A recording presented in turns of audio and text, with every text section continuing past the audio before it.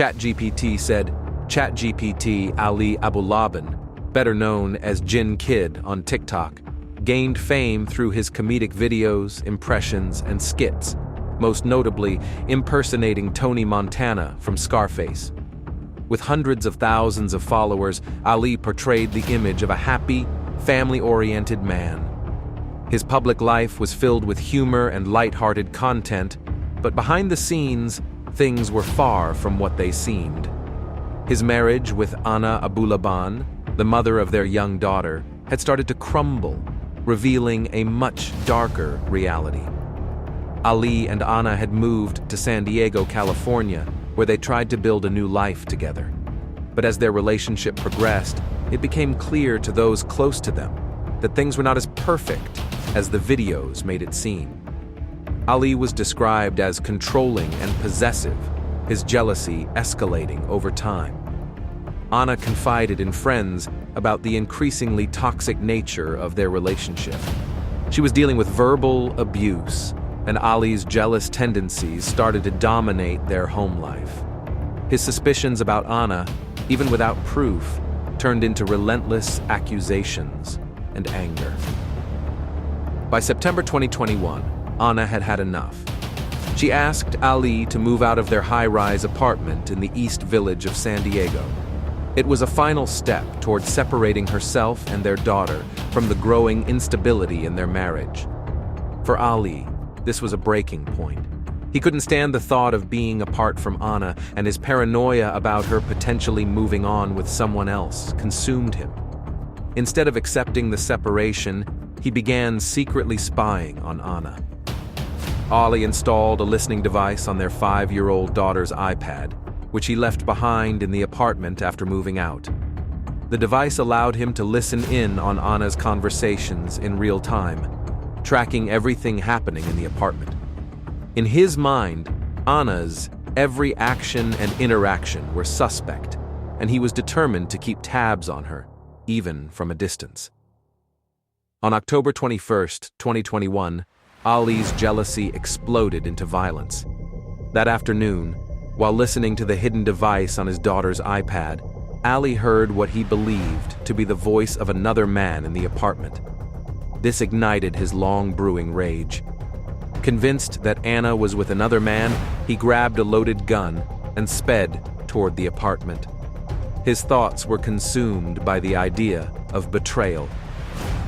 When Ali arrived at the high-rise, he used his key to enter the apartment, which he had not been living in for weeks. Inside, he found Anna with 29-year-old Rayburn Barron, a friend who had been offering her emotional support during the separation. But Ali's jealous mind had already made up its story. He believed Rayburn was Anna's lover. In a fit of uncontrollable rage, Ali drew his gun and shot Anna point-blank in the forehead. She collapsed to the ground, instantly killed by the single bullet. Without hesitation, he turned the gun on Rayburn and shot him 3 times. Both Anna and Rayburn were dead within moments. What had been a sanctuary for Anna in her efforts to escape a toxic relationship had turned into the site of a horrific double murder.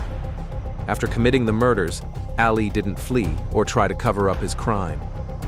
Instead, he acted with a chilling calmness. He left the apartment and went straight to pick up his daughter from school.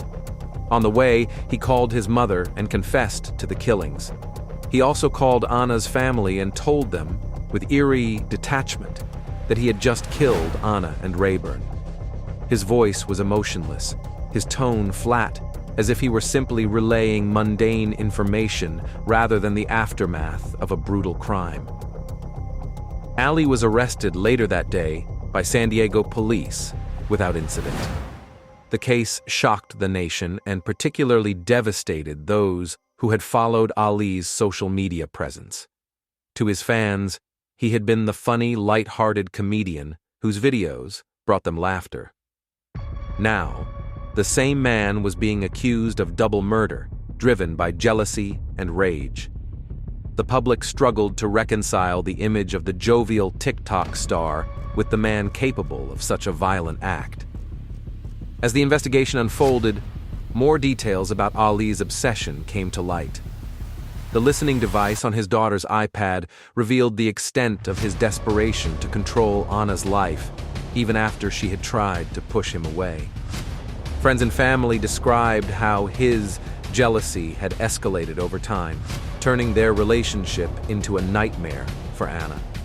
She had been trying to free herself from an increasingly volatile situation, but Ali's possessiveness became more dangerous with each passing day. The prosecution in the case argued that the murders were premeditated, pointing to Ali's decision to install the listening device and his actions in bringing a gun to the apartment. They painted a picture of a man who couldn't accept that his wife was moving on, someone who believed she was his to control, and that any perceived betrayal deserved fatal consequences. Ali's defense team tried to argue that he had acted in the heat of passion, driven by intense emotions after hearing what he thought was another man's voice in his apartment. They claimed that his actions were a tragic result of a broken man losing control in a moment of extreme distress. However, the cold, calculated steps he took before and after the killings, spying on Anna, bringing a gun to the apartment, and calmly confessing to the murders, undermined this defense. Anna had been trying to build a new life for herself and her daughter, free from the toxicity that had consumed her marriage. She had turned to friends like Rayburn for support, trying to heal from years of control and manipulation. Rayburn, an innocent bystander in this tragedy, had simply been a friend offering comfort, but he became a victim of Ali's obsessive need for control. The case became a painful reminder of the dangers of domestic violence, possessiveness, and unchecked jealousy.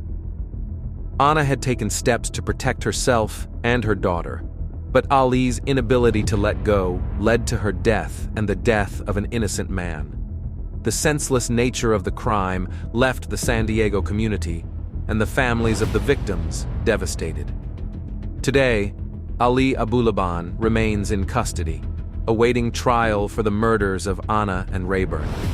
His fall from internet fame to a violent criminal serves as a stark reminder of the dark reality that can hide behind even the most seemingly perfect social media lives. What once seemed like a picture-perfect marriage had been shattered by jealousy, abuse, and possessiveness. Anna's attempt to reclaim her life ended in tragedy, and Rayburn, who had only been trying to help a friend, lost his life as well. For Anna and Rayburn, their lives were cut short by a man who couldn't bear the thought of losing control, and their families continue to mourn the lives taken too soon by this brutal act.